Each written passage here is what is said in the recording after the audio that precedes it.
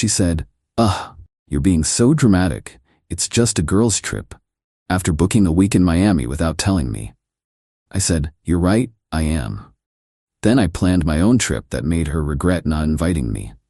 When she saw my vacation photos, I, the 28 male, found out about my girlfriend's Miami trip the same way I find out about most things in our relationship, by accident.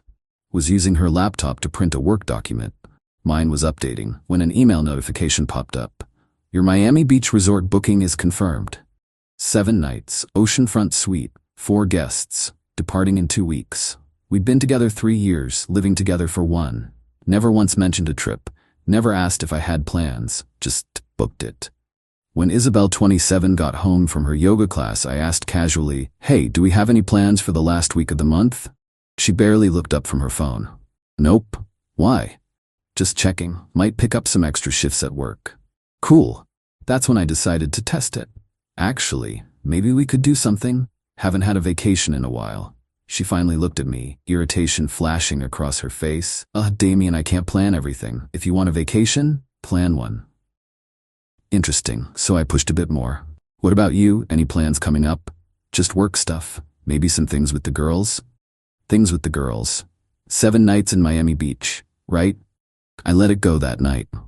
But the next day, I did something I'd never done before. I paid attention. Really paid attention. To her stories, her prep, her lies. Over the next few days I watched her. Get a spray tan, just felt like it. Buy 3 new bikinis, they were on sale. Get a mani-pedi, self-care babe. Purchase $300 worth of summer clothes, my wardrobe needed updating. Still no mention of Miami. A week before her trip, I made my move. Booked my own vacation. Same dates, different destination. Told no one. The night before she left, she finally came clean. Sort of. "So, I'm going out of town tomorrow." "Oh," I kept playing my game, eyes on the TV. "Yeah, just a quick girls' trip. Last-minute thing. Harmony's boyfriend dumped her, so we're doing a healing weekend." "Where to?" "Just a beach somewhere. Nothing fancy." "How long?" "Few days, maybe 4, 5 max." I nodded. "Have fun. I'll miss you." She kissed my forehead. Don't be dramatic. It's just a girls' trip. You'd be bored anyway, just us talking about feelings and doing face masks." "You're right. I would be bored." She left the next morning at 5 a.m. Thought I was asleep.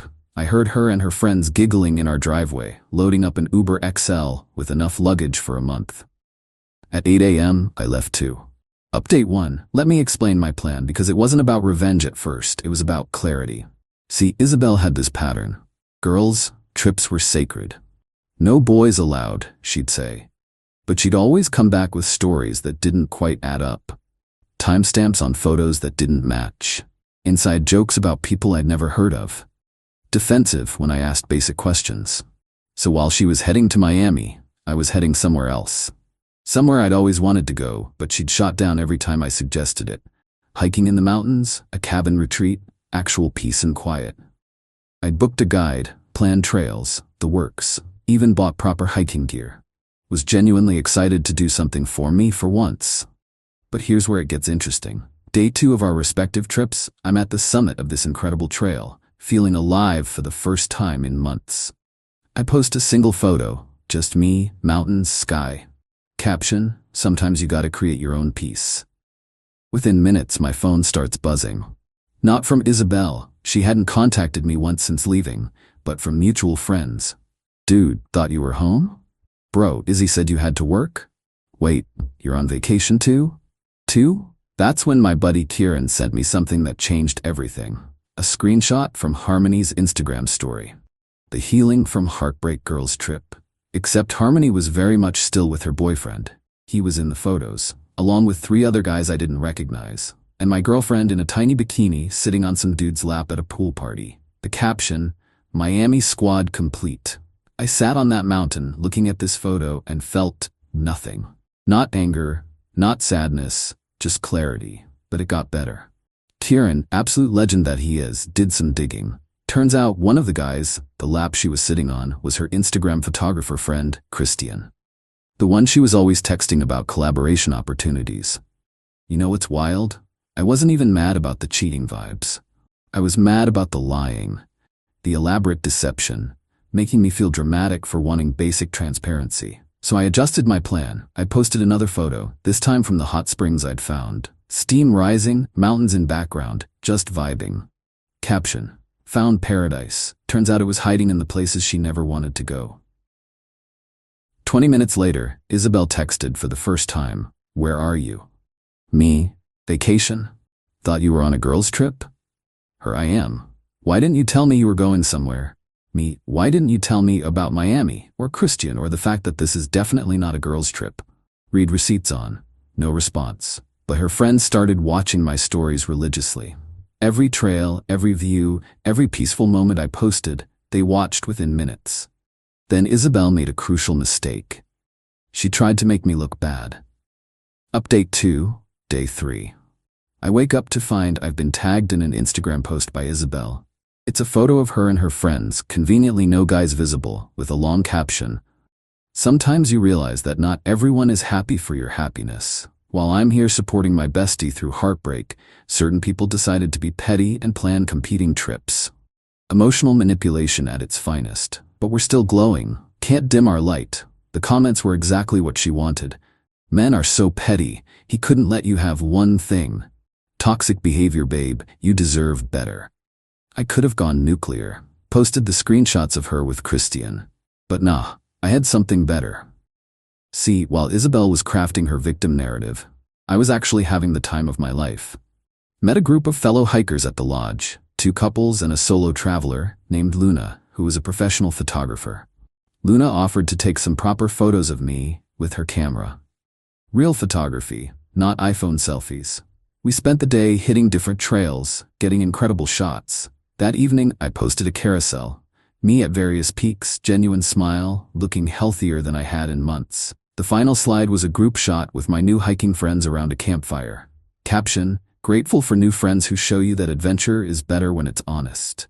No drama, no lies, just good people and great views. Sometimes the best trips are the ones where everyone's invited but nobody's forced to come. Within an hour, Isabel called.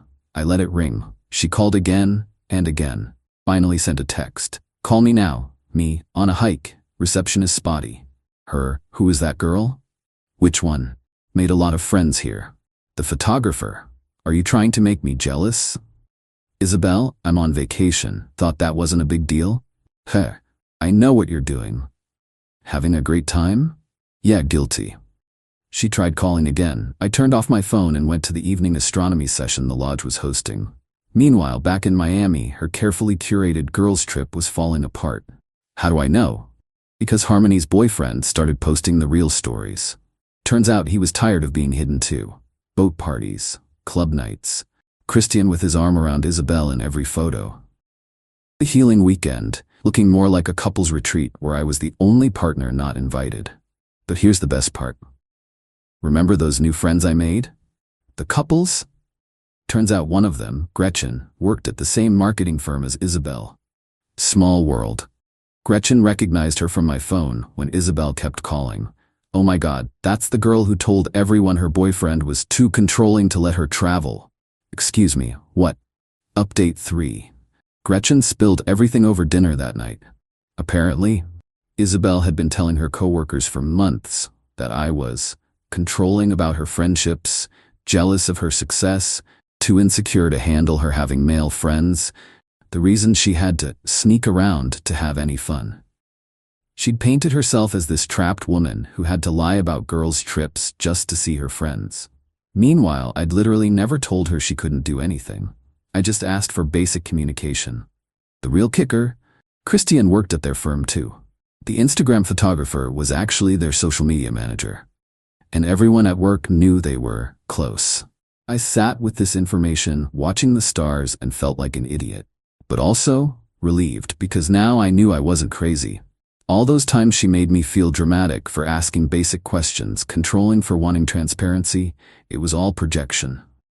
Day 5. I post one more photo set. The sunrise from the mountain peak, the breakfast spread at the lodge, the goodbye hugs with my new friends. Caption: heading home with a full heart and clear mind. Thanks to everyone who showed me what genuine connections look like. No ulterior motives, no hidden agendas, just real people being real. That's the energy I'm taking into the rest of my year. Isabel must have been watching because she immediately texted, "We need to talk when you get home." I'll be packing my things, so yes, we should talk. Her packing? Damien, stop being so dramatic, it's just a trip. You're right, it is just a trip, and I'm just moving out. Radio silence for 10 minutes. Then, you can't break up with me over Instagram. I'm flying home now. Don't ruin your vacation for me. Enjoy Christian's company. It's not like that. I muted her messages and drove home, had a storage unit reserved and movers scheduled for the next day. Sometimes the best revenge is just removing yourself from the equation. But Isabel wasn't done. Oh no. She had one more move to play. Final update, she did fly home early, burst through our apartment door that night while I was packing, mascara running, full victim mode activated. "How could you?" she screamed. "I'm there trying to support my friend, and you're off with some photographer girl." Luna was just, "I don't care what her name is, you tried to publicly humiliate me." I kept packing. I posted vacation photos, you posted lies.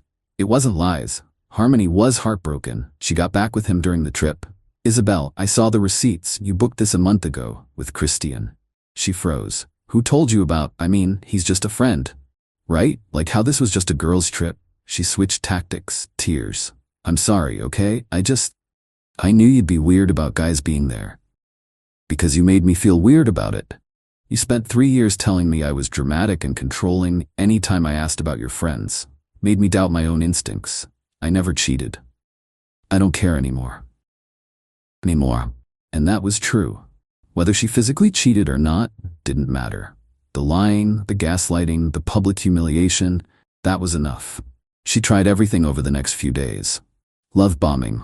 "We can work through this. Remember our anniversary in wine country?" Threats. "I'll tell everyone you abandoned me." Bargaining. "What if I cut off Christian?" Guilt. 3 years. You're throwing away 3 years.